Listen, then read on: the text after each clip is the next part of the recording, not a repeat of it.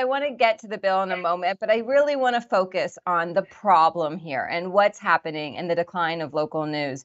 So, Congressman Buck, you come from a rural district in Colorado. What are you seeing in your district and in your state about with local news over the last decade or more? So what we have is a consolidation of small newspapers, and they are using sort of the larger newspaper, a Denver Post or larger publication, and taking those stories and running with those stories. We've seen a lot of shrinking in the newsroom. We've seen probably 70–80% layoffs of reporters and ad folks and others.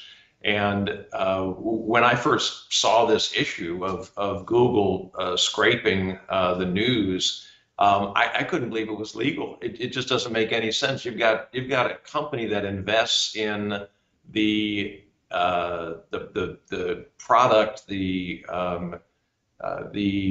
creation of news getting nothing, and you've got Google selling their advertising for great profits, and it just doesn't make sense. It doesn't make sense for these giant monopolies, big tech monopolies, to treat the local news sources the way they treat them, because ultimately they go out of business. And so we have in Colorado a lot less local news. And really, as Amy was saying, it's what binds a community. People want to go to the local football game, but if they don't make it, they're going to be talking about it at the coffee shop the next day, and they want to know what happened, and they want to know in real time. And so getting the shutting down newspapers, and we've seen a lot of them shut down in Colorado.